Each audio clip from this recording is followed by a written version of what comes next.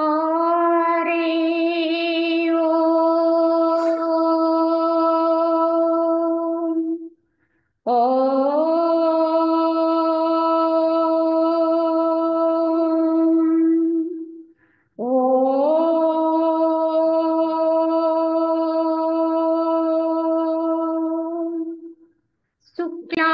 शुक्लांबरधरं विष्णुं शशिवर्णं चतुर्भुजं प्रसन्नवदनं ध्यायेत् सर्वविघ्नोपशान्तये।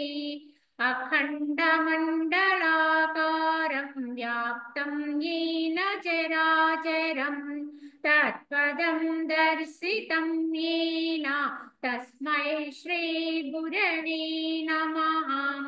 ॐ गुरुर्ब्रह्मा गुरुर्विष्णुः गुरुर्देवो महेश्वरः गुरुसाक्षात् परं ब्रह्म तस्मै श्रीगुरवे नमः। वन्दे परब्रह्मचिदात्मकं सद्वन्दे गुरुं शान्तमुमेशमीशं वन्दे शिवानन्दगुरुप्रवीरं वन्दे सदाज्ञानपि वन्दनीयान् अनन्तसुखदातारमखण्डानन्दविग्रहं दयालुमतिसन्तुष्टं वन्देऽहं मम सद्गुरुं। रागादिरोगान् सततानुषक्ता न शेषकाया प्रवृता न शेषान् औत्सुक्यमोहारतिदान् जिघाना यः पूर्ववैद्याय नमोऽस्तु तस्मै। यः पूर्ववैद्याय नमोऽस्तु तस्मै। ఓం శ్రీరామచంద్ర పరబ్రహ్మణే నమః. శ్రీ వశిష్ఠ గీత స్థితి ప్రకరణము. ఇందు మనము 2వ అధ్యాయముగా దామ వ్యాళ కటున్యాయం ఈ యొక్క వృత్తాంతం గురించి చెప్పుకున్నాం. దాని గురించి వశిష్ఠ భగవానుడు మరికొంత తెలియచేస్తూ, ఓ రామచంద్ర, అధ్యారోప దృష్టిచే సర్వవ్యాపకమైనటువంటి చిదాకాశమున అంతయు సంభవం ఒకటిచే సమస్త జగత్తు కలదనియు అపవాద దృష్టిచే ఏమియూ లేదనియు వచింపబడును. ఈ రెండింటి యందును శాంతమును భేదరహితమునకు ఒకే పూర్ణ రూపం అంటే బ్రహ్మము కలదు.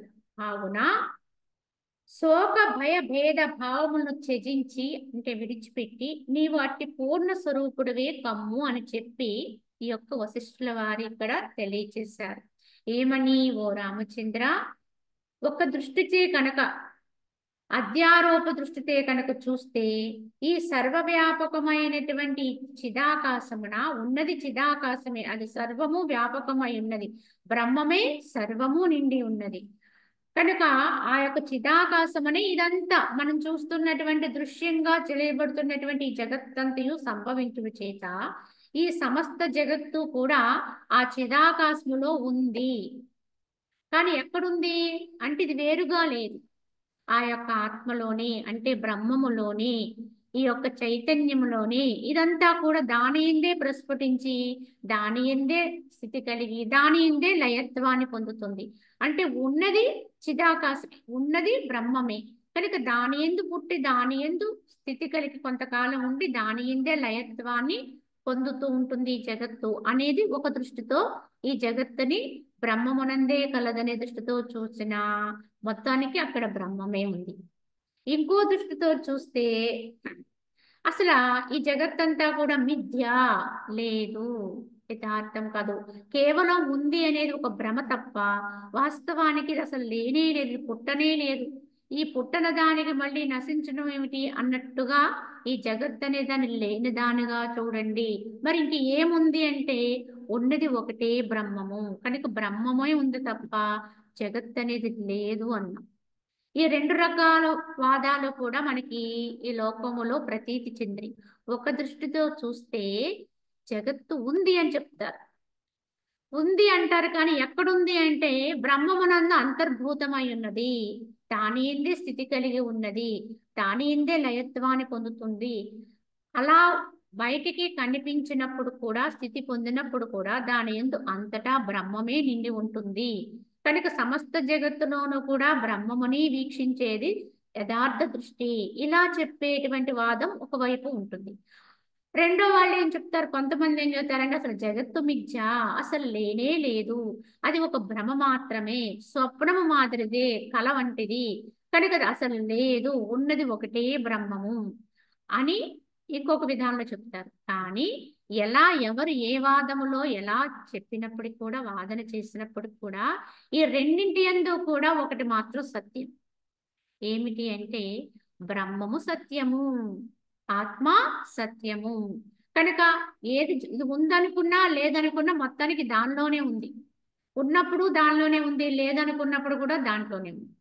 కావున ఏ విధంగా చూసినప్పటికీ కూడా మనము ఎవరు ఏ వాదనలో పోయినప్పటికీ కూడా, ఏ విధానంలో వెళ్ళినప్పటికీ కూడా, ఒకళ్ళు అద్వైతం అంటారు, ఒకళ్ళు ద్వైతం అంటారు, ఇంకొకళ్ళు విశిష్ట అద్వైతం అంటారు. ఇలా రకరకాల విధానాల్లో ఇవన్నీ ప్రతీతి చెందినవి. కానీ ఎవరి వాదం ఏమైనప్పటికీ కూడా అన్ని వాదాల్లో కూడా అంతర్భూతంగా ఉన్న పరమ సత్యం ఏమిటి అంటే బ్రహ్మమే సత్యం, భగవంతుడే సత్యము. కనుక ఆత్మే అంతటా ఉన్నది, కనుక అది లేకుండా ఇంకేది లేదు, కనుక అది దానితో కూడే ఉంటుంది ఏదైనా అని చెప్పబడే వాదం ఏదైతే ఉందో అదే పరమ సత్యం. కనుక అన్ని వాదాలకి కూడా మూలతత్వం ఏదో దాన్ని అందుకోవాలి, అదే బ్రహ్మ సత్యము, భగవంతుడు సత్యము. మిగతాదంతా నాశవంతమే, అదే నాశరహితమైనది. కనుక నాశరహితమైనటువంటి అక్షర పరబ్రహ్మము అన్నారు. అందుకే దాన్నే ఎవరమైనా అది తాముగా గ్రహించాలి, తెలుసుకోవాలి, అనుభవించాలి, అనుభవంతో గ్రహించాలి. ఆ విధంగా జ్ఞానవంతులు కావాలి అని చెబుతూ వశిష్ఠుల వారు ఇక్కడ శ్రీరామచంద్రుడికి హితవు చెబుతూ, ఓ రామచంద్ర, ఈ ప్రకారముగా దామ వ్యాలుల వృత్తాంత క్రమం అంతయు కూడా నీకెరింగించాను. ఈ విధముగానే నామరూపాత్మకమగు ఈ ప్రపంచమంతయు కూడా శూన్య రూపమును మాయామాత్రమును అయి ఉన్నది. మృగతృష్ణ ఎందరి బుద్ధి వలె ఇది అజ్ఞానముచే జీవుని భ్రమింపచేస్తున్నది. కావున ఏ విధానంగా చూసినప్పటికీ కూడా బ్రహ్మము సత్యం అనేదే పరమ సత్యము, కనుక దాని ఎందే నిశ్చింత కలిగి ఉండు. కావున ఓ రామ, దామవ్యాల కటుల వలె విమోహితులై మూడులగు జనులు వివిధ అజ్ఞాన వశమున గొప్ప పదవి నుండి కూడా జారి క్రింద పడిపోతున్నారు. ఎలా ఈ దామవ్యాల కటుల యొక్క అసలు పూర్వతత్వం ఏమిటి? మనసు లేని స్థితి, అభావ స్థితి. కనుక వారు ఎలా ఉన్నారంటే బ్రహ్మముతో సరితూగుతూ, ఎందుకంటే బ్రహ్మతత్వం అనేదే ఏ యొక్క సంకల్పము లేనిది, వాసన లేనటువంటి స్థితి, మనసు లేనటువంటిది. కనుక వాళ్ళు సహజంగానే ఆ మనసు లేని స్థితిలో నుంచి పుట్టారు. వాళ్ళు సృష్టి చేయబడ్డారు. కానీ క్రమేపీ వారికి ఏమొచ్చింది? దేహ అహంకారం వచ్చింది, అభిమానం వచ్చింది. ఈ అభిమానమే అహంకారమైంది. క్రమంగా అదే వాళ్ళ యొక్క వినాశనానికి కారణమైంది. ఈ అహంకారం పుట్టనంత వరకు వారిని ఎవ్వరూ ఏమి చేయలేకపోయారు. కానీ అహంకారం పుట్టిన తర్వాతే వారిని జయించడానికి సాధ్యమైంది. ఇది గ్రహించుకుని ఎవరైనప్పటికీ కూడా ఈ దామవ్యాల కటుల వలె విమోహితులైతే కనుక, ఈ యొక్క దేహాభిమానంతో కనుక ఎవరైతే అహంకారవంతులై ఉంటారో అటువంటి మూఢులైన జనులు ఈ విధమైనటువంటి అజ్ఞాన వశమున గొప్ప పదవి నుంచి క్రింద జారిపోతున్నారు. వాస్తవమైనటువంటి యథార్థమైన పదవి ఏమిటి? ఆత్మ పదవి. అన్ని లాభముల కంటే గొప్ప లాభము ఆత్మ లాభము. అంత స్థితిలో ఉండవలసిన వాడు అహంకార వశమున ఇలాగా అధమాధమైనటువంటి దేహభావనకి పడిపోతున్నారు. నాశనహితమైన తత్వంలోంచి నాశవంతమైన తత్వంలో పడిపోతున్నారు. కావున ఈ విషయములో కడు జాగరూకులై ఉండాలి. ఈ యొక్క దేహాత్మ భావాన్ని ఎంత వదిలించుకుంటూ ఉంటే అంత అజ్ఞాన రహితత్వంలోకి వెళ్ళగలుగుతాము, అంత ఆత్మతత్వానికి అనుసంధానంగా ఉండగలుగుతాము అని ఇక్కడ వశిష్ఠుల వారు శ్రీరాముడికి బోధ చేస్తూ సదాచార నిరూపణము అని చెప్పబోతున్నారు ఇక్కడ. అసలు సదాచారం అంటే ఏమిటి, అది ఎలా ఉంటుంది, దాని విధానం ఎట్టిది కనుక దాన్ని ఇప్పుడు మనకి దాని గురించినటువంటి వ్యాఖ్యానం చేస్తూ వివరణ చెప్తూ దాని నిరూపణ చేస్తున్నారు. అది ఎలా అంటే, ఎవరైతే ప్రత్యేగాత్మయందు ఆసక్తమగు బుద్ధితో కూడి తత్వమస్యాది మహావాక్య బోధకమైనటువంటి ఆ బోధకమగు శాస్త్రము ద్వారా దృశ్యమును తుడిచివేచి నిర్వాణ రూపముకు ఆత్మయందు స్థితి కలిగి ఉందరో అట్టి వారి ఈ యొక్క సంసార సాగరాన్ని దాటివేయగలుగుతారు. వీరే సదాచార పరాయణులు అన్నారు. ఎందుకంటే ఇక్కడ సదాచార నిరూపణము అన్నారు. మనకు తెలిసినంత వరకు జగత్తులో సదాచారం అంటే నియమనిష్టలు కలిగి ఉండటం, వ్రతపాలన చేయటము, దేహంతో సంబంధించినటువంటి ఆచారాలు పాటించటము, ఇదంతా సదాచారం అని మన యొక్క భావన. కానీ వశిష్ఠుల వారి నిరూపణ చేస్తున్నారు సదాచారం అంటే ఏమిటి అనే దాని నుంచి నిరూపణ చేస్తూ, ఎవరైతే ప్రత్యేగాత్మయందు ఆసక్తమగు బుద్ధితో కూడి ఉంటారో, ఆత్మయందే నిష్ట కలిగి అంటే ఆత్మయందే అభిలాష కలిగి సక్తత కలిగి, ఎలా అయితే బయట అంతటితోటి సక్తత లేకుండా ఉండమని చెప్తున్నారు, కానీ ఎక్కడ సక్తత పెట్టుకోవాలి అంటే ఆత్మతో సక్తత పెట్టుకోవాలి. ఆత్మానుసంధానం నిరంతరము నీవు దేన్ని తలపోస్తే, దేనితో నీవు చిత్తాన్ని తలపోస్తే అదే అవుతావు. కావున నిరంతరము కూడా ఈ ఆత్మానుసంధానంగా ఉంచుతున్నటువంటి బుద్ధి ఎవరికైతే ఉంటుందో అటువంటి బుద్ధితో కూడి తత్వమస్సాది మహావాక్యం, తత్వం బోధ చేస్తుంది. మనకి శాస్త్రం ఉంది, వేదం ఉంది, అవన్నీ మహావాక్యాలు చెప్తున్నాయి. అదే నువ్వై ఉన్నావు, బ్రహ్మమే నీవు, అహం బ్రహ్మాస్మి ఇత్యాది వాక్యాలు చెప్తున్నాయి. అటువంటి మహావాక్యాత్మకమైన ఆ బోధమే అంటే మనంతట మనం నిర్ణయించుకోవడం కాదు, ఎప్పుడు శాస్త్రాన్ని అనుసరించాలి అన్నారు. ఎందుకంటే శాస్త్రం అంటేనే పెద్దల యొక్క అనుభవాలే శాస్త్రాలుగా వచ్చినాయి మనకి. వారు అనుభవించి దాన్ని మనకి ఇచ్చారు వాళ్ళు లిఖితపూర్వకంగా. అదే మనకి ఇప్పుడు శాస్త్రమైనది. కనుక శాస్త్రం అంటే ఒక విధంగా చెప్పాలంటే శాసనము. దీన్ని ఎవ్వరూ మార్పు చేయలేరండి. ఎందుకంటే ఒక్కసారి అది నిరూపణ అయిపోతుంది. ఆ నిరూపణ అయిపోయిన దాన్ని లెక్కించినటువంటి విధానం. కావున అటువంటి శాస్త్రవాక్యాల్ని మనం అనుసరించాలి. మన ఇష్టం వచ్చినట్టుగా మనం వెళ్ళిపోవటం కాదండి. దారి ఎటు పోవాలో తెలియక అడ్డదారిని పోవటం కాదు. కనుక శాస్త్రాన్ని ప్రమాణంగా తీసుకునే ముందుకెళ్ళాలి. కనుక అటువంటి తత్వమస్యాది మహావాక్య బోధకమైన శాస్త్రము ద్వారా అందు చెప్పినటువంటి మనకి వివరించిన వివరాల ద్వారా ఈ యొక్క దృశ్యాన్ని దృశ్యంగానే తెలుసుకోవాలి. ఇది లేని దాన్ని లేనట్టుగా గ్రహించి అప్పుడు దీన్ని వదిలిపెట్టాలి. బలవంతంగా కాదు, దృశ్యాన్ని దృశ్యంగా మనం ఎప్పుడైతే తెలుసుకుంటామో అంటే లేని దాన్ని లేనట్టుగా నిరూపణ చేసుకోవాలి ఎవరికి వాళ్ళని.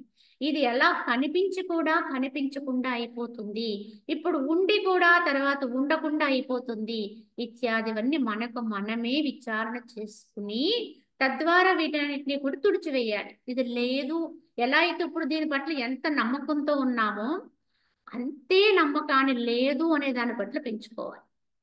దృశ్యము ఉంది అని ఎంత విశ్వాసంతో ఇప్పుడున్నామో అంతే విశ్వాసాన్ని దృశ్యం అనేది అదృశ్యము, లేనిది, వాస్తవం కానిది, ఇందు వచ్చేటువంటి ఏ అవస్థలైనప్పటికీ కూడా అవి శాశ్వతం కాదు.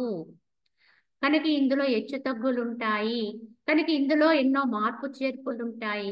ఏదో ఒక రోజుకి నాశవంతమైనది ఇముడి ఉన్నది, కనుక దీన్ని తీసుకోకూడదు అనేది తెలుసుకుని దాన్ని తుడిచివేచి మరి ఏం చేయాలి, దాన్ని పక్కన పెట్టేసి అంటే ఎక్కడుండాలో అక్కడ ఉండాలి. విడిచిపెట్టవలసిందల్లా విడిచిపెట్టాలి, కానీ ఉండవలసిన చోటుని గట్టిగా పట్టుకోవాలి. ఏమిటి అదంటే నిర్వాణ రూపమగు ఆత్మయందు స్థితి కలిగింది.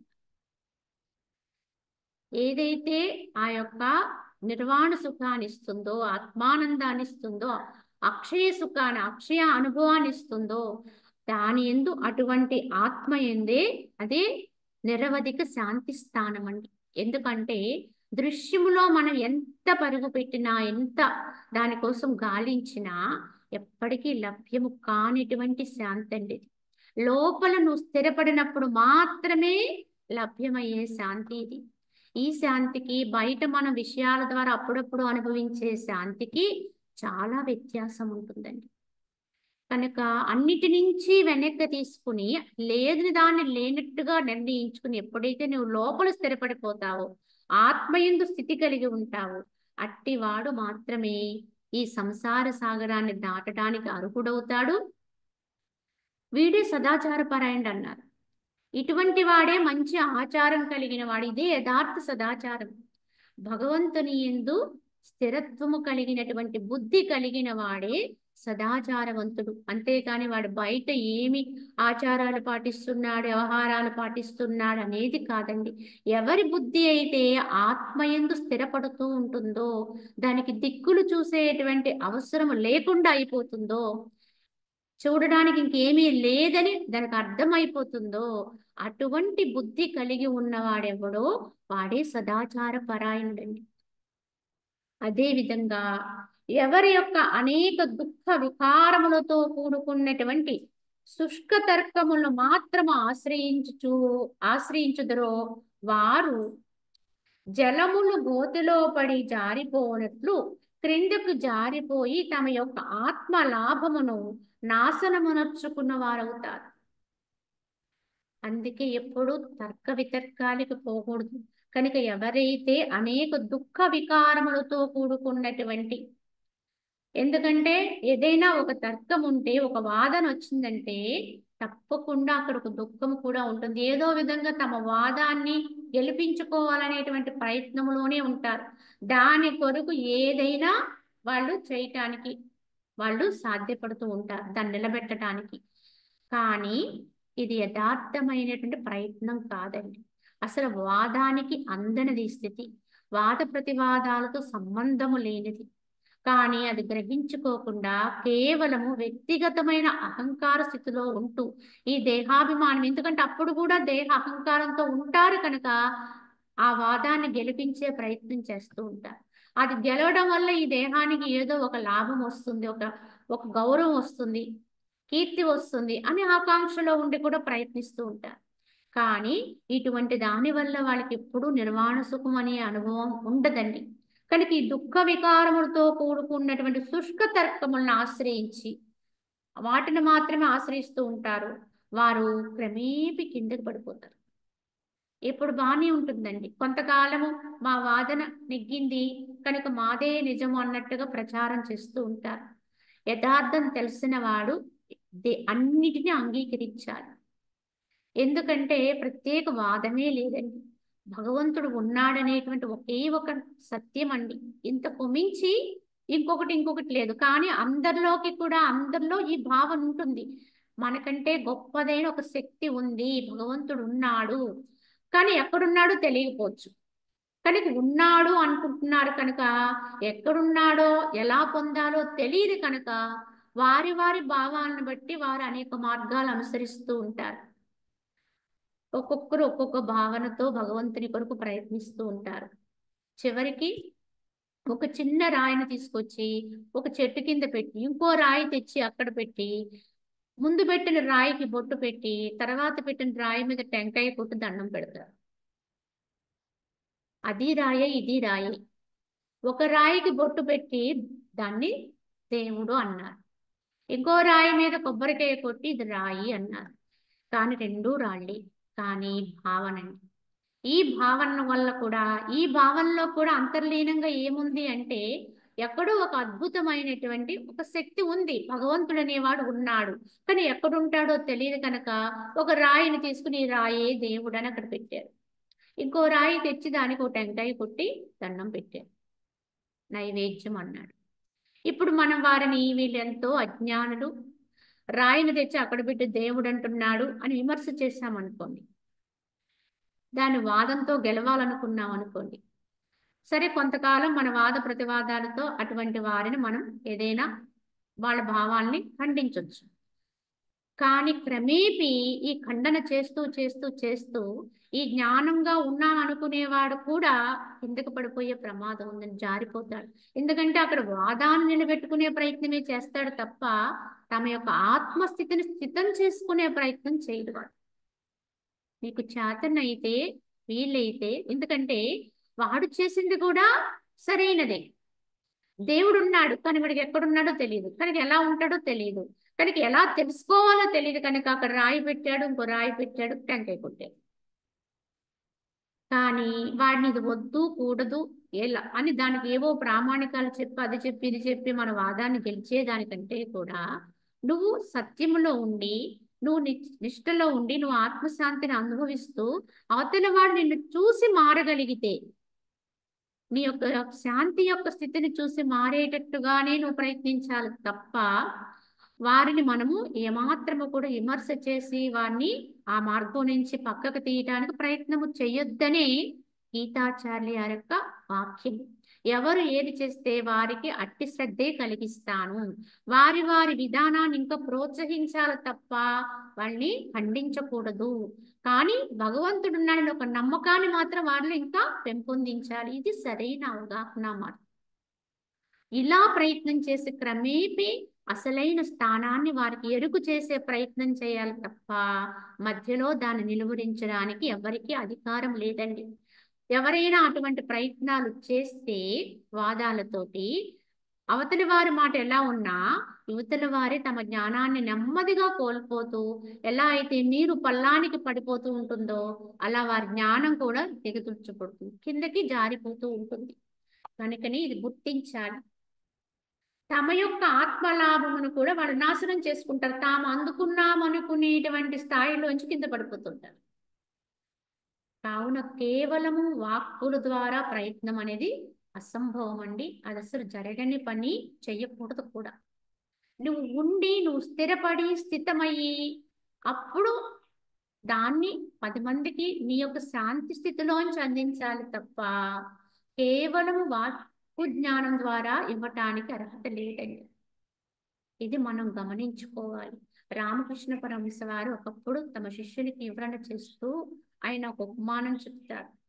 నీవు ఏదైనా పొరుగు దేశం వెళ్ళావు, ఒక గ్రామం వెళ్ళావు, నీకు తెలియని చోటు, అక్కడ వెళ్ళగానే నువ్వు ఏం వెతుక్కుంటావు అని అడిగారు.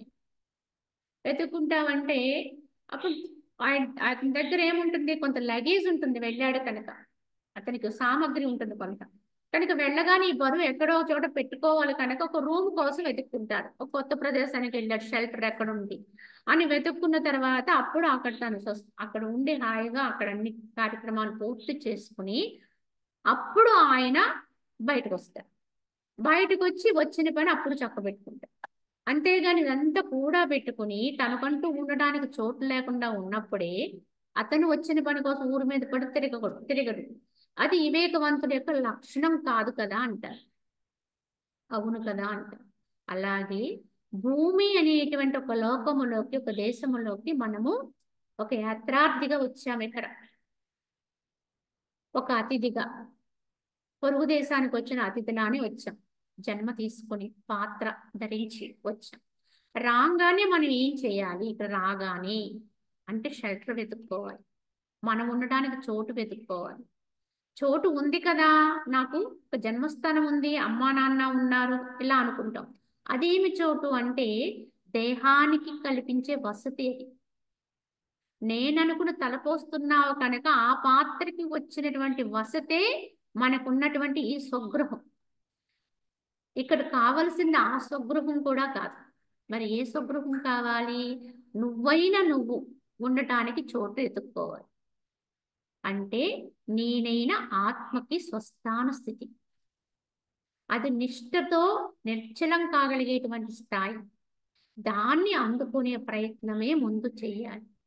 తన స్వస్థానములోనికి ఎప్పుడైతే వెళతాడో వాడికి స్వగృహం చేకూరినట్టు, వాడికి అక్కడ ఉండటానికి ఒక షెల్టర్, అది నిజమైన వాసం. తాను ఉండేటువంటి వాసం ఎక్కడో అది కనుక్కోవాలి ముందు. ఇదే ఉపవాసం అండి. మనం నివసించటానికి ఏదైతే సరైనదో ఆ వాసాన్ని వెతుక్కోవాలి. ఆ వాసమే ఆత్మస్థానం. కనుక ఎవరమైనా సరే ముందు తాము ఉద్ధరింపబడి తాము యొక్క వాసాన్ని, తాము యొక్క స్థితిని తాము నెలకొల్పుకొని దాన్ని నిష్ఠతో తాను గ్రహించి అంటే అనుభవిస్తూ అప్పుడు పని చక్కబెట్టాలండి. అప్పుడు వచ్చిన పని ఉంది కదండి, లోకంలోకి మనం ఎందుకు వచ్చాము, ఈ పాత్ర తీసుకుని దీనికి సంబంధించిన వ్యవహారాలు, కార్యక్రమాలు ఏవేవో ఉంటాయి. అవన్నీ కూడా నువ్వు అక్కడ ఉన్నప్పుడు నీకు ఆ షెల్టర్ ఉంటుంది కనుక నువ్వు ఎన్ని చక్క పెట్టుకున్నా మళ్ళీ పని అవగానే ఎక్కడికి వచ్చేస్తావు? నువ్వు ఒక ఏర్పాటు చేసుకున్నావు కదా, ఆ చోటుకు వచ్చేస్తావు. బయట తిరుగుతూ ఉంటా, అన్ని చేస్తూ ఉంటావు, కానీ మళ్ళీ అక్కడికి వచ్చేస్తావు.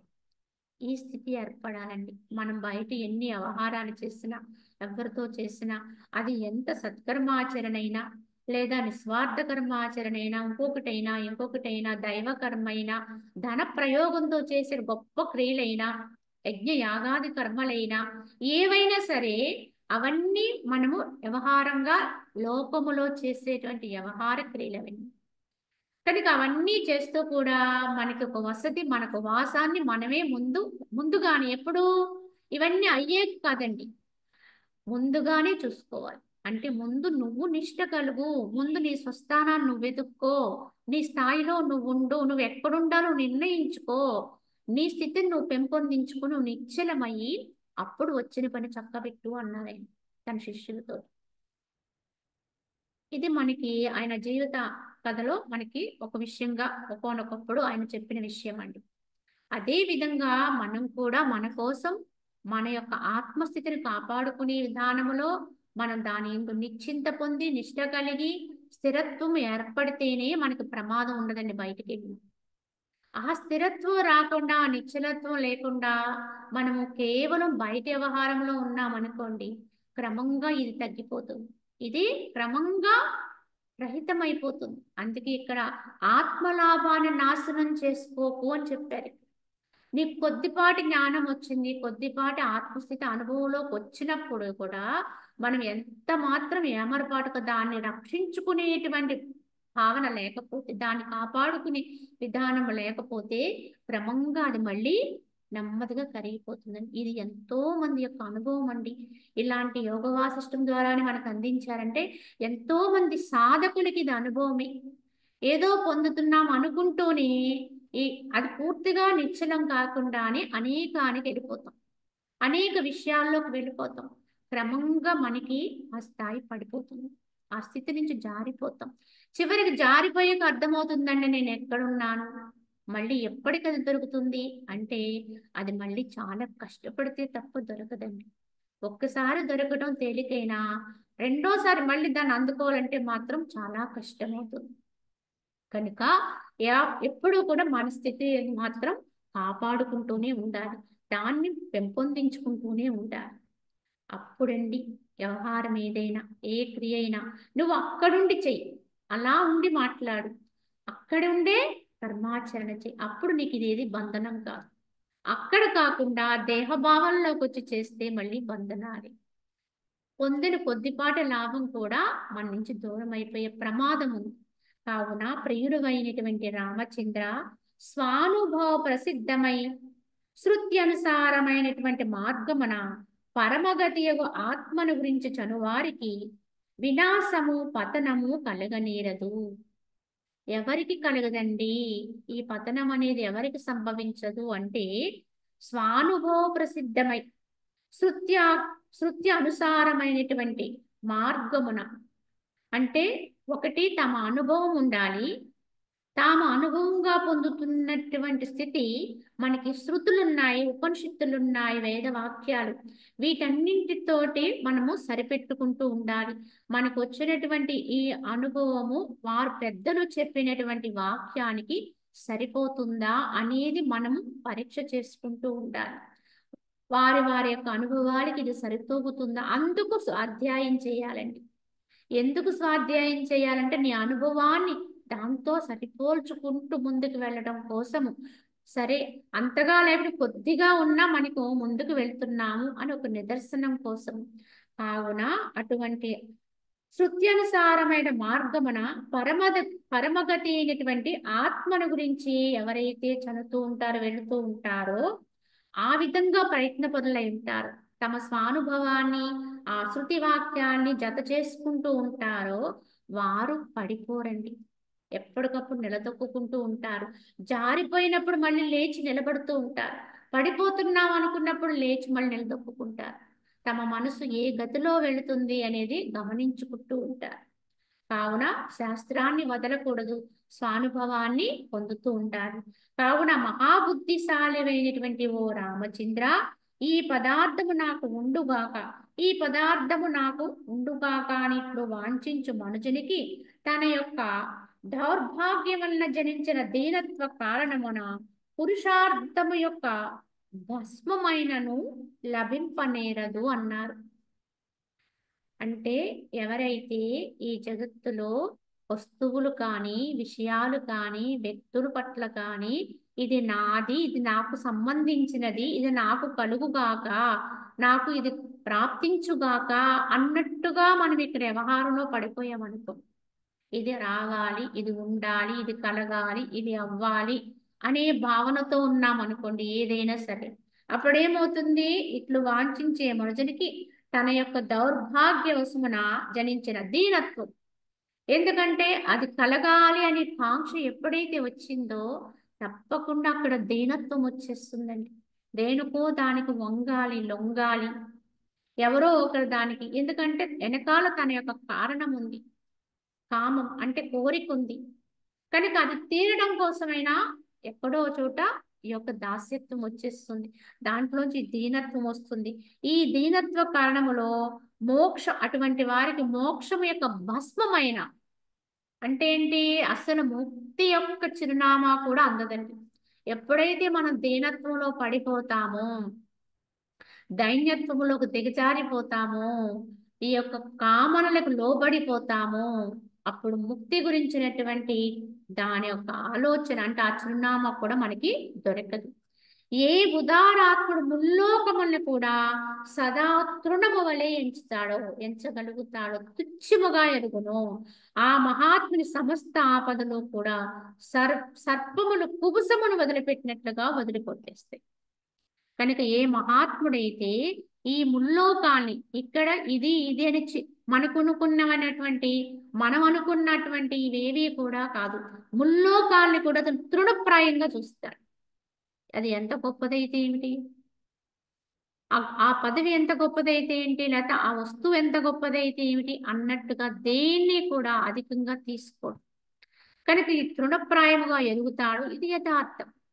ఎందుకంటే ఆ పరబ్రహ్మం యొక్క స్థితిలో ఇవేవి కూడా సత్యవంతములు కావు.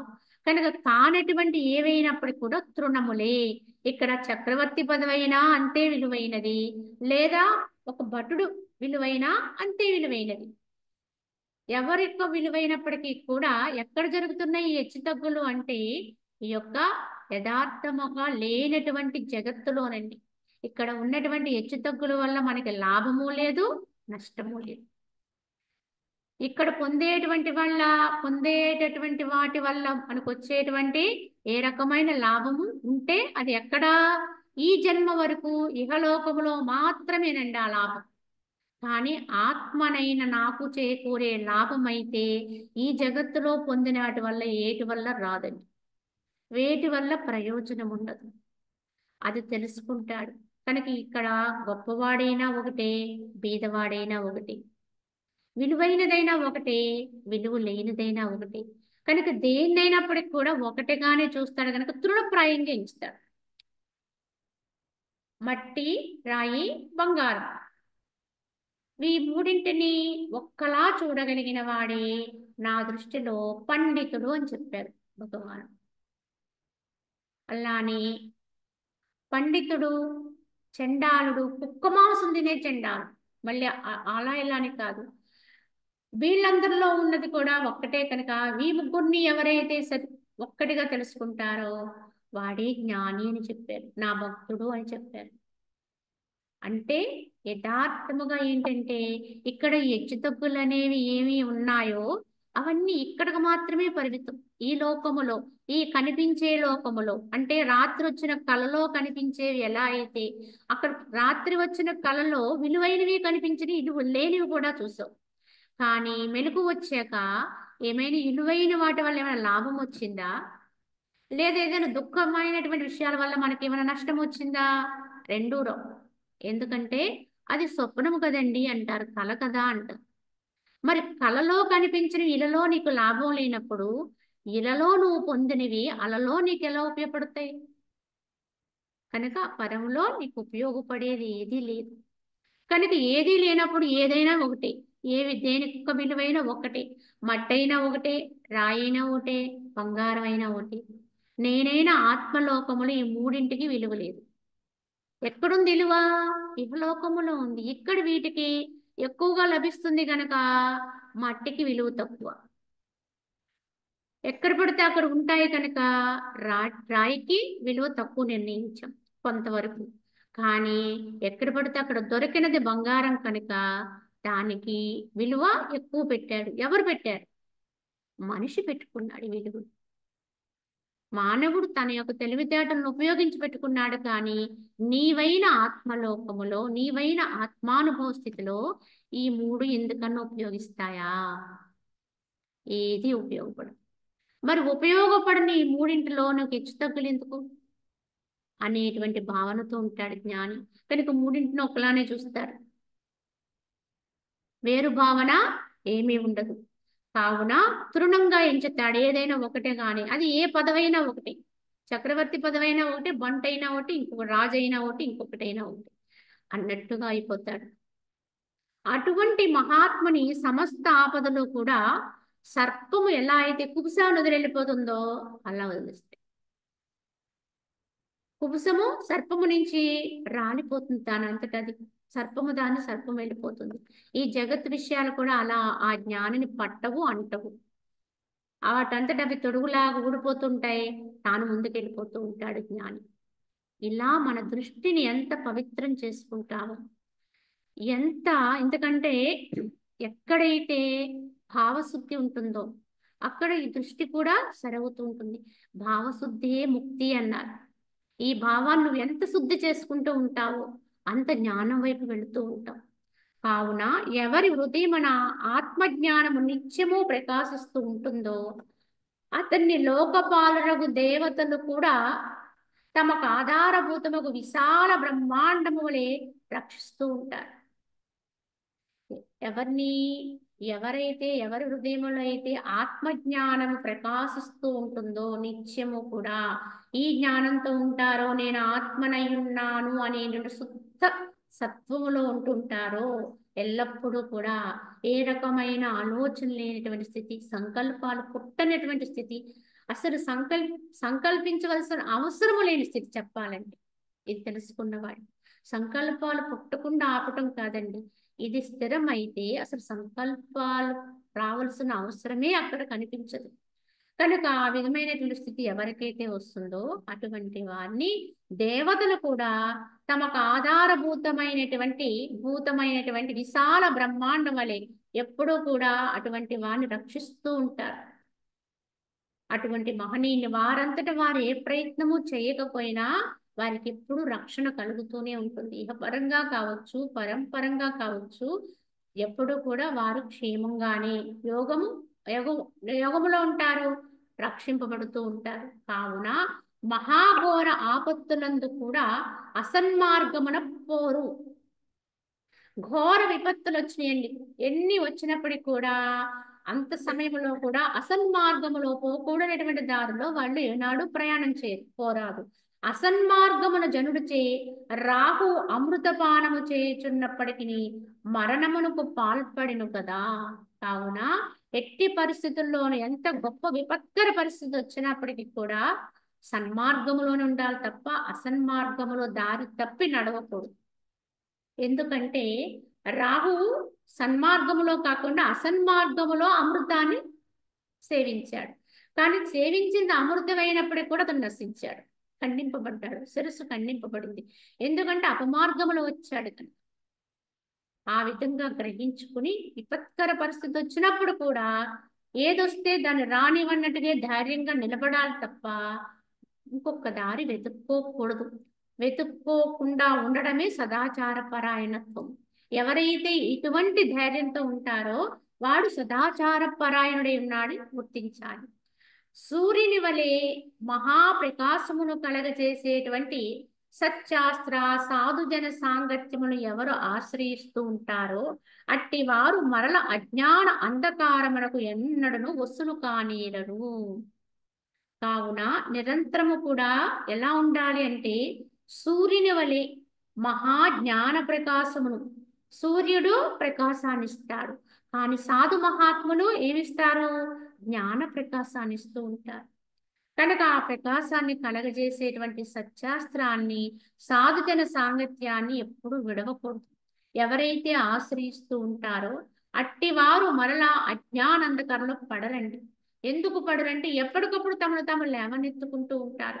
వారి సాంగత్య ప్రభావం వల్ల కావచ్చు, తమ యొక్క ప్రయత్నం వల్ల కావచ్చు, ఎప్పుడు అపమార్గములోకి వారు జారరు.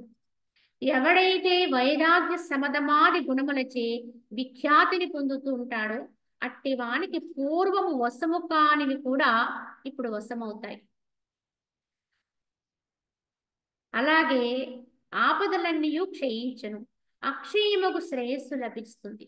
ఎవరికి అంటే ఎవరైతే వైరాగ్యము శమము దమాది గుణముల చేత విఖ్యాతిని పొందుతాడో, వైరాగ్య భావనతో ఉంటాడు, ఏది లేదు కాలే ఉండనిది అని తెలుసుకుని వాటి పట్ల మోహము లేని వాడే ఉంటాడో అదే వైరాగ్యం అండి. లేని దానిగా గుర్తించి తెలియక ఇప్పటి వరకు వాటిని మనము ప్రేమించాం, మోహించాం, ప్రియత్వ భావనతో చూసాం.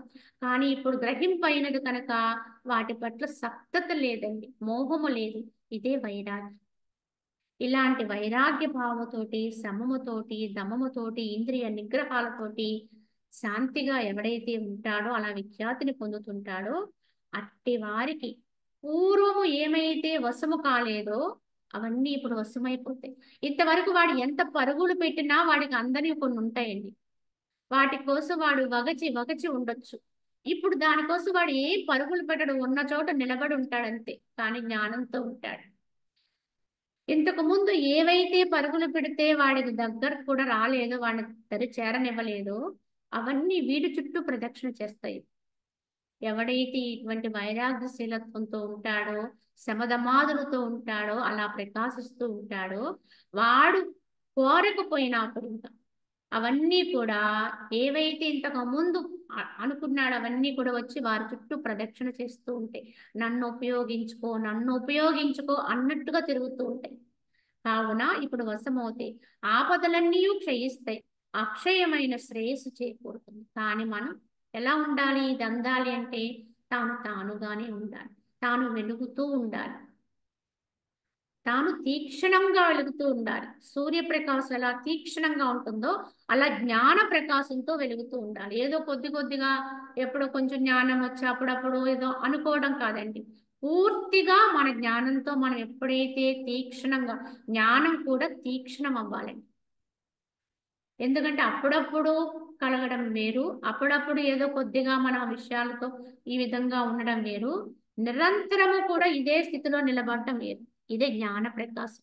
ఈ జ్ఞాన ప్రకాశం ఎవరికైతే వస్తుందో వాడికి ఇంతకు ముందు వశం కానివన్నీ కూడా వాడి చుట్టూ తిరుగుతాయి.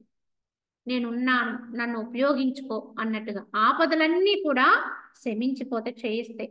అక్షయమైనంటే నాశనము లేనటువంటి శ్రేయస్సు వస్తుంది వాడికి. ఇంకెవ్వరూ ఆ శ్రేయస్సు నుంచి వాడిని దిగజార్చలేరు. కానీ ముందు మనం ఉండడం తెలుసుకోవాలి. అప్పుడు మనం కోరకుండానే అన్నీ దరిచేరుతాయి. కనుక ఎవరికి వైరాగ్యము శమధమాది గుణములందు ఇంత మాత్రము చాలును అనే బుద్ధి లేకుండా ఉంటుందో, సాధారణంగా మనం కొంత మాత్రం కలిగేటప్పటికే మనకి తృప్తి వచ్చేసింది. అంటే వైరాగ్యం వచ్చింది, కొంత మాత్రం శమధమాది శాంతి లక్షణాలు వచ్చినాయి, సరి అక్కడతో సరిపెట్టేసి ఇంకా మళ్ళీ అమూల్య వ్యవహారంలోకి వెళ్ళిపోతుంది. కొన్ని రోజులు ఆ వాసన ఉంటుందండి, ఆ వైరాగ్య భావాలు, ఈ సమత్వము ఇవన్నీ. కానీ క్రమేపీ అవన్నీ నిరసించిపోతాయి.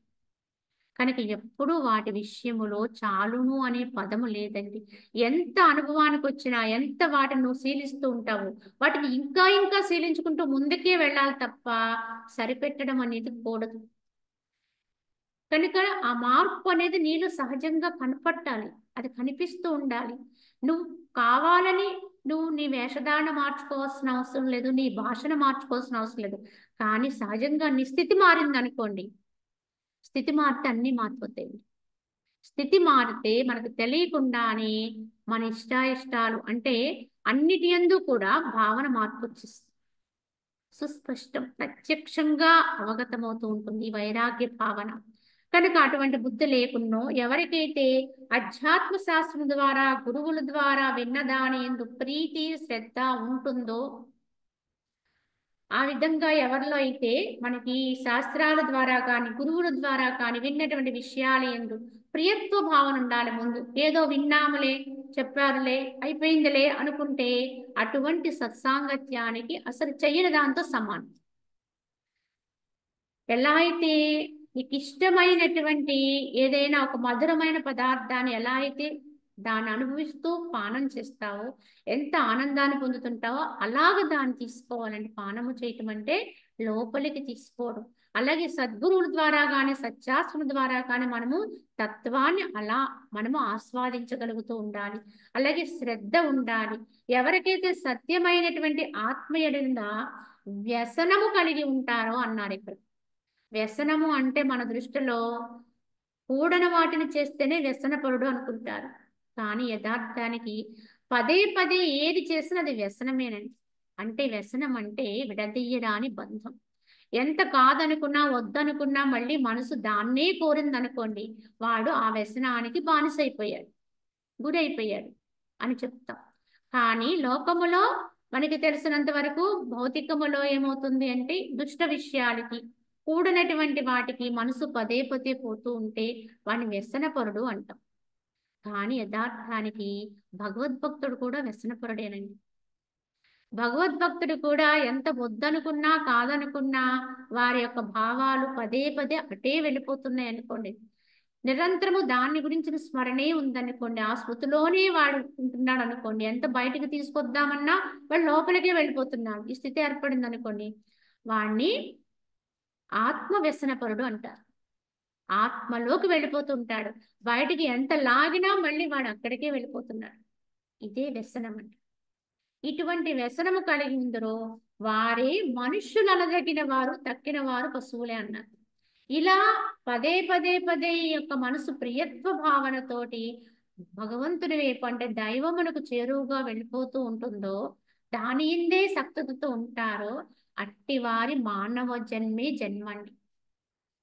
అంతే తప్ప ఈ స్థితి చేయకూడనంత వరకు మనము వ్యవహారము ఎంత గొప్పగా చక్కబెడుతున్నా మన మనసుకి ఆ యొక్క ఆత్మ యందు ప్రేమ పుట్టనంత వరకు, ప్రియత్వ భావన రానంత వరకు కూడా మనము పశుతుల్యులమే.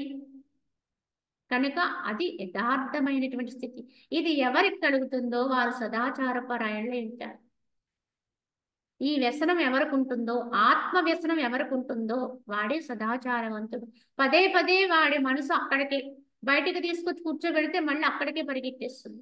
బయటికి పిలిచారు ఏదో పని ఉందని, ఒక క్షణం వస్తుంది, వచ్చిన పని ఏంటో అక్కడ చక్కబెట్టి వెంటనే మళ్ళీ లోపలికి వెళ్ళిపోతుంది. అన్నట్టుగా ఒక స్ప్రింగ్ లాగా పనిచేసేటువంటి మనసు ఎవరికి ఉంటుందో, స్ప్రింగ్ని ఎంత లాగితే అంత మళ్ళీ అంత వేగంగా వెనక్కి వెళ్ళిపోతుంది. అలాగే మనసుని బయటకి ఎంత వేగంగా నువ్వు బయటకు తీసుకొస్తావో అంతే వేగంగా అది లోపలికి వెళ్ళిపోయే తత్వం రావాలని. ఇదే ఆత్మానుసంధానం. భగవంతునితో అది ఎప్పుడు కూడా ఐక్యతను పొందుతూ ఉంటుంది. మరి మనం గమనించుకోవాలి, ఈ స్థితి మనలో ఎంతమందికి ఉందండి? మనకి ఎందుకు అనుభవం రావడము లేదు, ఎందుకు కలగటము లేదు? ఏదో ప్రయత్నం అనేది సంవత్సరాల తరబడి చేస్తున్నాం కానీ మనకు అనుభవం సిద్ధించటం లేదు అంటే మన చిత్తం ఎక్కడుంది అనేది ఒకసారి గమనించుకోండి. ప్రయత్నముతో దాన్ని బయటికి తీసుకొచ్చినా అది ఆగకుండా మళ్ళీ అక్కడికే వెళ్ళిపోతుంది అన్నంతటి వ్యసనం వస్తే వాడు తప్పకుండా ఆత్మ స్థిరపడిపోతాడు. కనుక ఈ స్థాయి రావడం కొరకు, ఇంత స్థితిని అనుభవాన్ని తెచ్చుకోవడం కొరకే సాధకుడు ప్రయత్నం చేయాలండి. ఇదే మనల్ని మనం ఉద్ధరించుకునేటువంటి స్థితి. అంతే తప్ప మనము ఎవరిని ఉద్ధరించేది లేదండి. మనకి యథార్థంగా ఈ స్థితి మనకి ఏర్పడితే ఎవరికి వాళ్ళమే దీన్ని సాధించే నిష్ఠని కనుక పొందగలిగితే వారి చుట్టూ వారి కోరికని ఎందరో ఆశ్రయిస్తారు. మనం ఎక్కడికో వెళ్ళడం కాదు, మన చుట్టూ వచ్చేటువంటి స్థితి. ఎక్కడ జ్ఞానం ఉంటే అక్కడికి ఈ యొక్క ఆకర్షణ వస్తుందండి. ఎక్కడ బెల్లం ఉంటే అక్కడ చీమలు వస్తాయి చెప్తాం కదా. ఎందుకు అంటే ఆ చీమకు తెలుసు బెల్లం యొక్క వాసన, బెల్లం యొక్క రుచి. కనుక అది అటక మీద పెట్టి దాచినా సరే అది అక్కడ వెతుక్కుంటూ వెళ్ళిపోతుంది. ఎవ్వరికి తెలియకుండా డబ్బాలో పెట్టి మూత పెట్టినా చీమ వస్తుంది. దానికి ఆ వాసన తెలుసు. అలాగే ముముక్షు అయిన వాడికి కూడా ఈ యొక్క ఆత్మజ్ఞాని ఉంటే వాడి వాసన గ్రహిస్తాడు. ఆత్మనిష్టపరుడు ఉంటే ఆ వాసన ముముక్షు తప్పకుండా అర్థమవుతుంది. కనుక ఆత్మనిష్టలో ఉండడం అనేటువంటి ఏకైక స్థితిని అనుభవించగలిగితే ముముక్షువులనే వాళ్ళు ఎక్కడున్నా వాళ్ళు వెతుక్కుంటూ వస్తారు. రమణ భగవాన్ ఎక్కడికి వెళ్ళాడండి? ఎప్పుడైనా అరుణాచలం వదిలాడు ఆయన వచ్చిన తర్వాత అంటే? ఆయన ఎక్కడికి పోలేదు, ఉన్న చోటే ఉన్నాడు.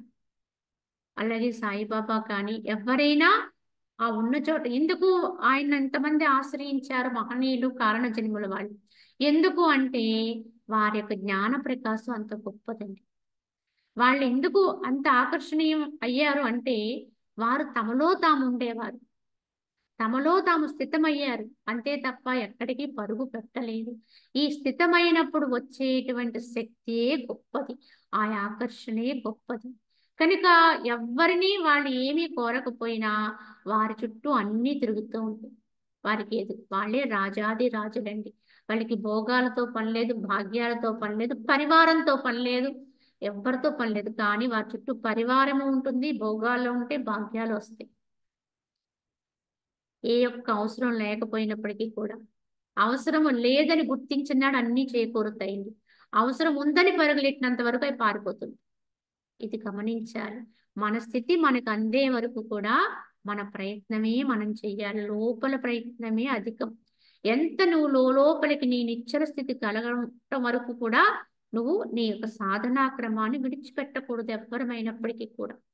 కావున ఎవరి యొక్క జ్ఞాన యశస్సు అని వెన్నెలచే జనుల హృదయం అనే సరోవరము ఆహ్లాదయుక్తముగా చేయబడుతుందో క్షీర సముద్ర తుల్యులకు అట్టి మహనీయుల శరీరమునందు సాక్షాత్తు విష్ణు భగవానుడే వెలిచుంటాడు. ఈ యొక్క భక్తుల యొక్క గొప్పతనం చెప్తున్నారు ఇక్కడ.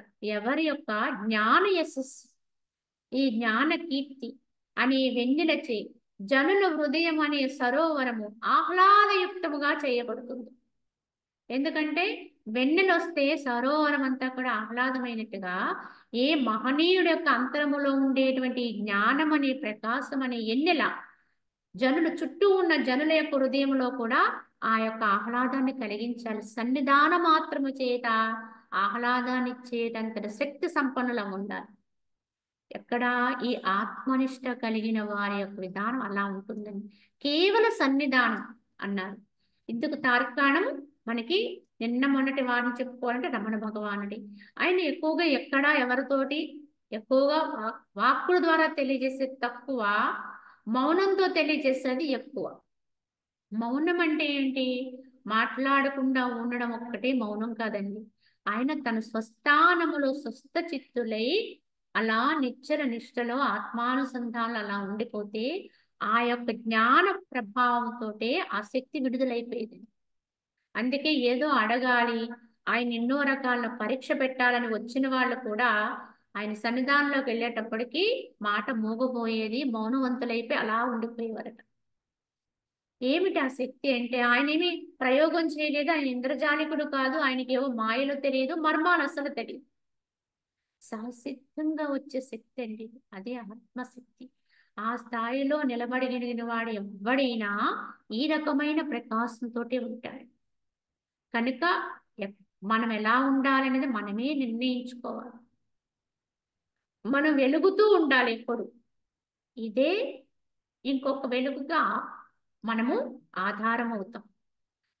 వెలిగే ప్రమిదే కదండి ఇంకొక వెలగని ప్రమిదని వెలిగించగలుగుతుంది.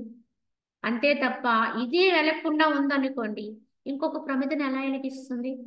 ఒక గుడ్డివాడికి దారి చూపించాలంటే నీకు కళ్ళు ఉండాలి. కళ్ళున్నవాడే గుడ్డివాడి దారి చూపించగలుగుతాడు. మనకి కూడా కళ్ళు లేవనుకోండి, వీడు ఇంకొకటికి దారి చూపించేది లేదు. అలాగే వెలుగుతున్నటువంటి దీపము ఇంకో దీపాన్ని కాదు, 100 దీపాలను వెలిగించడానికి 1000 లక్ష ఎన్నైనా వెలిగిస్తుంది ఒక్క దీపం ఉంటే చాలు. అలాగే ఒక జ్ఞాన ప్రకాశంతో కూడిన జ్ఞాని ఉంటే, ఒక యోగి, ఒక యతి ఎవరైనా సరే ఆ ప్రకాశం వెలువడుతూ ఉంటే అది ఎందరికో అసరైపోతుంది. కానీ ఆ ప్రభావము ఆ వెన్నెల అలా విస్తరిస్తూ ఉంటుంది. కావున ఆ విధముగా క్షీర సముద్ర తుల్లిలో అట్టి మహనీయుల శరీరములందు ఎవరుంటారు? సాక్షాత్తు భగవానుడే ఉంటాడు. కనుక ఆ శరీరాలు కూడా పవిత్రమైపోతాయి, ఆ శరీరాలు కూడా పూజనీయమైపోతాయి, ఆ ఆకృతిని కూడా గుడులు కట్టేసేటువంటి విధానం వస్తుందండి. ఇప్పుడు మన ముందున్న దేవతామూర్తులందరి యొక్క విధానం ఇదేనండి. దేవతలుగా ఆరాధిస్తూ పూజిస్తూ ఆలయాలు నిర్మాణం చేస్తున్నామంటే ఎందుకు చేస్తున్నాం? ఆ రూపాల కంటే ఆయా రూపాల్లో ఉన్న తత్వం అంత గొప్పదండి. ఒక రాముడి యొక్క దేహమునకు మనం రామాలయం నిర్మాణం చేస్తున్నాం. అలాగే కృష్ణుడు ఆయన యొక్క స్వభావం, ఆ స్థితి, అది ఎలా కొంత గొప్పదో కనుకనే ఇవాళ కృష్ణ మందిరాలు అంటున్నాం. అలాగే ఇంకొక స్వామి మందిరాలే మనకి ఎన్నో భగవత్ రూపాలతో ఉన్నటువంటి ఆలయాల నిర్మాణాలు ఉన్నాయి. కారణం ఏమిటంటే ఆ వాళ్ళు కూడా ఇలాగనే జీవించారు. కానీ వారు తమలో ఉన్న ఈ జ్ఞాన యశస్సు చేత ప్రకాశించి ఆ దేహాలన్నీ దేదీప్యమానమైపోయి పరమ పవిత్రమైపోయి పూజనీయమైపోయి, అందుకే వాటికి ఆలయాలు కట్టి మనం పూజిస్తున్నాం. ఎవరు ఈ స్థితికి వెళ్ళగలిగితే వారి దేహమే పూజనీయమండి. రేపొద్దున్న ఏదైనా గతించినప్పటికంటే దేహములోంచి ఈ యొక్క ఆత్మ చైతన్యం అనేది నిష్క్రమించిన దేహం కూడా పవిత్రమేనండి. ఈ విధంగా గ్రహించుకోవాలి ఎవరమైనా. కావున ఈ అనాదియకు సంసారమున గడిచిన అసంఖ్యాకములకు జన్మలందు జీవులు తాము అనుభవించదగిన విషయములన్నిటినీ అనుభవించది, చూడదగిన పదార్థములన్నిటినీ కూడా చూసేశారు. ఇంకనూ మరణ భోగములందు లుబ్ధత్వమేలా, గతించిన వాణి ఎందువలే భావికాల జన్మ పరంపరలందు కూడా స్వాత్మ వినాశము కలగజేసుకున్నట్టుక ఏమి. కావున ఇప్పటి వరకు జన్మకొచ్చి మనము ఎన్నో చూడవలసినవన్నీ చూసేస్తాం, రుచి చూడవలసినవన్నీ రుచి చూసేస్తాం, అనుభవించవలసిన కానీ తృప్తి లేదు. ఎన్నిసార్లు తిన్నా మళ్ళీ అది తినాలి, ఆ రుచి తెలియాలి, అదే చూడాలి, ఆ యొక్క దృశ్యాన్ని అనుభవించాలి, ఆ స్పర్శను మళ్ళీ అనుభవించాలి. ఇలా ఉంది. ఎందుకండి ఇలా ఉంటున్నారు అంటే ఇప్పటి వరకు అన్ని జన్మల నుంచి నువ్వు ఎలా అయితే ఇలానే చేసుకొచ్చి ఇప్పుడు ఈ జన్మకు వచ్చావు. అదే విధముగా మళ్ళీ ఇంకో కొన్ని జన్మలకు వెళ్ళిపోవడానిక ఇప్పటికి కూడా నీకు అర్థం కావట్లేదు ఈ విషయం. ఎన్నిసార్లు చూసినా అదే కదా, ఎన్నిసార్లు తిన్నా అదే కదా, ఎన్ని భోగాలు అనిపించినా అదే కదా, ఎంతమంది అనుభవించినా ఇంతకు ముందు మన యొక్క పూర్వీకులు అనుభవించినటువంటివన్నీ కూడా అవే ఇప్పుడు మళ్ళీ మనం అవి అనిపిస్తుంది. అవన్నీ అనుభవించి గతించినటువంటి ఆ పూర్వీకులు లేరు ఇప్పుడు. వారు అనుభవించిన భోగాలు తాలూకు వస్తువులు లేవు. కొన్ని వస్తువులు కొన్నాళ్ళున్నా మనుషులు ఉంటారండి ముందే. అనుభవించిన వాళ్ళు అనుభవించినవి కొన్ని రోజులు ఉండొచ్చు, కానీ అనుభవించిన వాళ్ళు కనపడరండి. ఇప్పుడు మనం అనుభవించేవి ఎలా ఉంటాయండి? మరి మన పరిస్థితి అదే.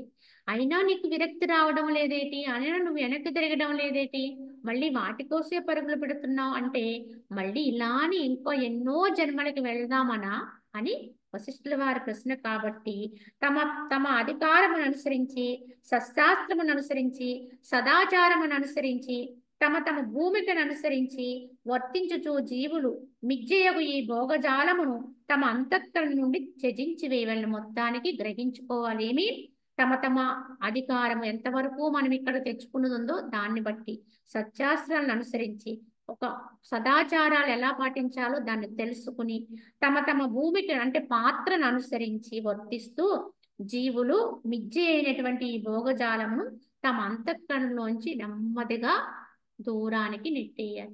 ఎందుకంటే ఇవి ఏవి సత్యం అనేది మనకి ఉపయోగించేవి కావు అని తెలుసుకుని వాటి పట్ల ఉన్న వ్యామోహాన్ని త్యాగం చేస్తూ ఉండాలని చెప్పి వశిష్ఠుల వారు మనకి ఇప్పటి వరకు కూడా ఈ జ్ఞానాన్ని ఇదంతా కూడా ఏం చెప్పారంటే సదాచార నిరూపణం అని చెప్పారు.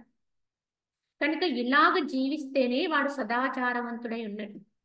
భోగలాలసత్వం లేకుండా వైరాగ్యయుక్తుడై సత్యమునందు నిష్ట కలిగి ఆత్మయందు స్థితం కలిగి ఆ ఆత్మలాభాన్ని కాపాడుకుంటూ ఎవరైతే ఈ యొక్క వ్యవహారములో ఈ జీవన విధానములో ఈ యొక్క భౌతికమైనటువంటి జీవనాన్ని సాగిస్తూ ఉంటారో వారు సదాచారవంతులు. అంతే తప్ప మడిగట్టుకుని మలినమైపోయామనుకుని ఏదో మనకు అంటరానిది వచ్చేసింది అనుకుని స్నానాలు చేసి లేదా ఇంకెందులోనో మునిగి అక్కడికి వెళ్ళి అది వదిలిపోయింది అనుకుని ఎందులోనో మునిగి ఇలా చేస్తూ ఉంటాం మనం. ఎందుకంటే మనం బయట చేసేదన్నీ ఇవేనండి. ఏం చేస్తున్నాం?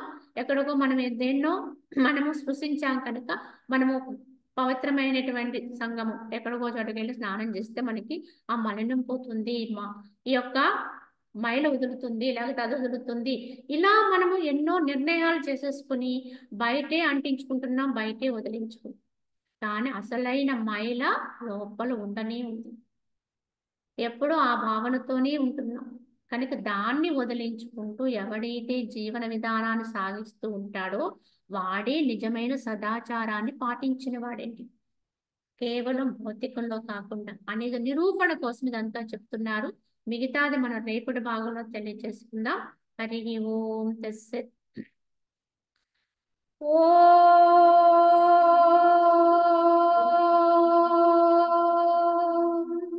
అసతో మా సద్గమయ తమసో మా జ్యోతిర్గమయ మృత్యోర్మా అమృతంగమయ.